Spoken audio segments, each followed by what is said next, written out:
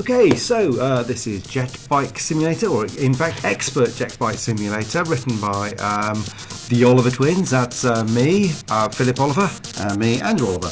So we thought we'd go back some 27 years later, load it up and see if we can remember what the hell to do with it. It's not going to be easy. We've not had any time to practice or something. I think we should just dive straight in as though we're noobs. And see how we get on.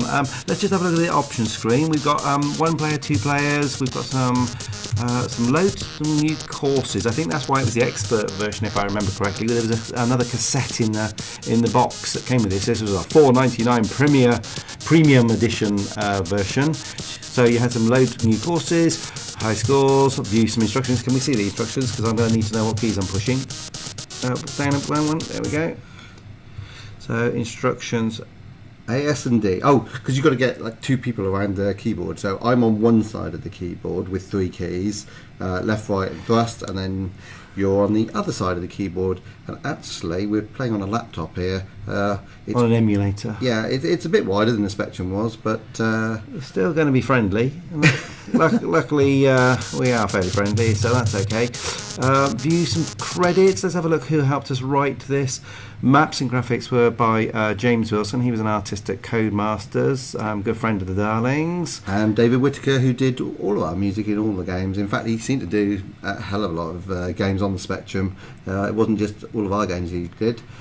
And then a whole bunch of adverts for the games we'd written over the previous couple of years. I think we felt we had to fill screen space. It's like, oh, there's a bit of a hole there. We'll fill it up and make sure people know we've written other games. So, without further ado, we don't want to bore you. Let's see if we can actually do this game.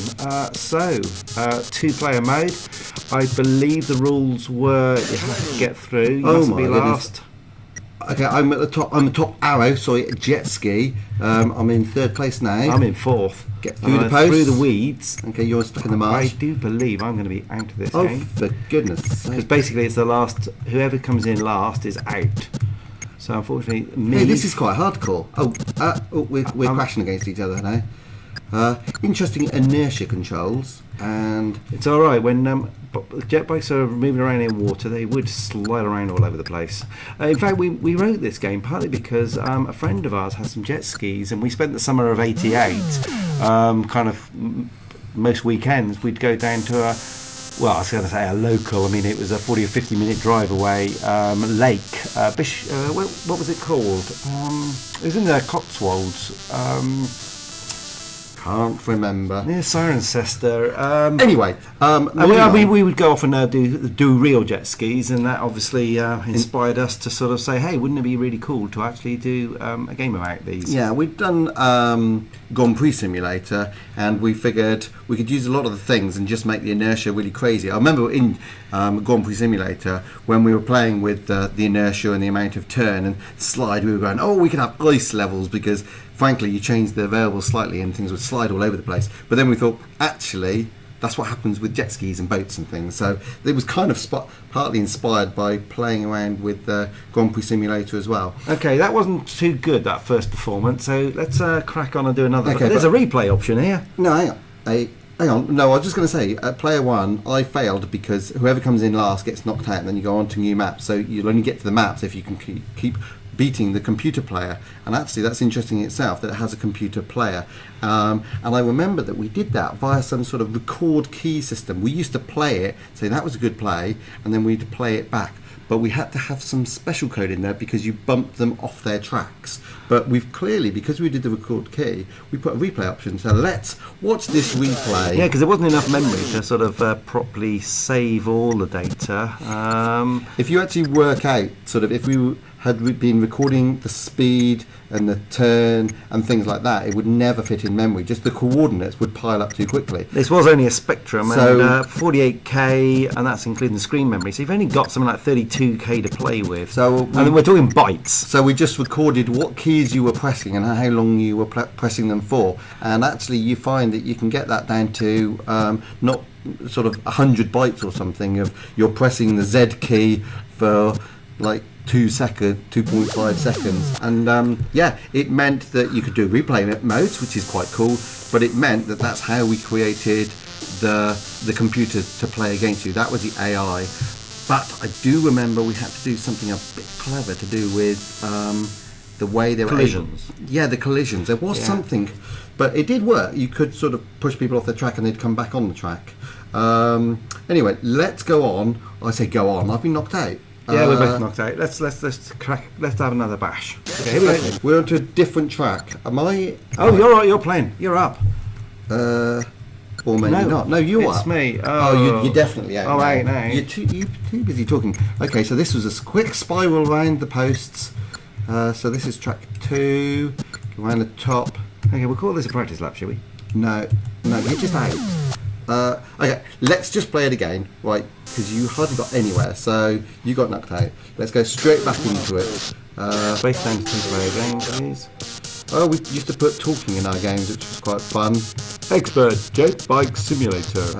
Very scratchy talking because took virtually no memory. It was kind of a side effect of working out that you could hear things through the cassette port when you were playing cassette tapes, and so we recorded our voice onto a cassette and then sort of sampled that, and it kind of sounded quite unique and sort of worked. Okay, right, we're going to play seriously now, so... Well, seriously, as we ever did. Okay. I'm through the marsh in front of you, so this is good. Hang on, are we third and fourth again? Seriously, yeah. Well, they've played before, haven't they? Let's be honest. Well, yeah, When we did these recordings, we'd played it quite a bit. well, developing it. I'm through the weedy bit, and then... I'm definitely knocked out again. I wanted to show some more maps off, Yay. because there were quite a few maps. Well, I don't think we're ever going to be able to beat these computer players. Okay, so... Games used to be rock hard in the old days, didn't they? yeah, they certainly did. Okay. Hang on, I'm Okay, so you can carry on to the next. Okay, let's see if we can get through to at least one more map. Remember to spiral around this one. Now our techniques of knowing the course and the marsh. I'm the one in last place, by the way. Sorry. Oh, for goodness sake. You can only just about tell our rotating arrows of jet skis by the patterns they hold on them. Oh, that is hard. Right, okay, just one more turn, as they used to say in the old days. Oh, it is addictive. Just one more. Yeah, it's almost as hard as a fucking beard. Right, okay. Okay, let's go. This time we're going to get through. We've got to get through. We've got to get past more than 2 flipping courses. I don't know, I'm already in last place. Oh, yeah. No, I'm. Come on. It's rock hard. Right, sorry to all those people who used to play this and complain that it was rock hard, because I have to say I agree with you now. Games were hard in those days. There you go, I'll beat you that time, Andrew. Okay, well, your third game. Okay, we get to the second map. Okay, I know what I'm doing now, so... Okay, space. I don't know why it shows a high score grid in between. But anyway, you're in still. You got to try and work out which one you are. I think you're in third place. No, I'm in second. Okay, good luck. Stay in there. I'm in third now. Third. Oh! Now in last. No, last. Okay, you can do this. Did you get through? Hey, no, you did. You're through. We're going to get to the third map. Yeah. Man, I don't even know what third map looks like. So, I'm not. Okay, that's interesting. Where the hell are you? Oh, you're going down the screen. Okay. Through the narrow bit, under the bridge. Around the top. And this narrow bit. Oh man, I'm in fourth already. Yes, I've caught up. As long as you don't come in last, you're fine. You get onto the 2 next laps. map. Oh, skidding around the corner.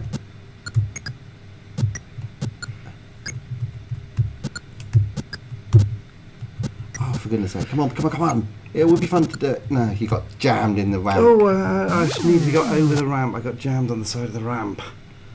Because I'm out. Okay, well there you go. Actually, quite a fun little game and quite hard. Yeah, that would keep you coming back for a lot more tries trying to master that one. And it was all about in those days sort of getting to the next map. Can you do it? And actually, Yeah, so there you go. That was Jet Bike Simulator, written by Philip and Andrew Oliver, the Oliver twins, back in 1988. On the originally started on the Amstrad CPC and the Spectrum. Well, I hope you've enjoyed listening to us reminiscing and playing this old game. Enjoy. Yeah, it's been fun. Thanks. Bye. Bye.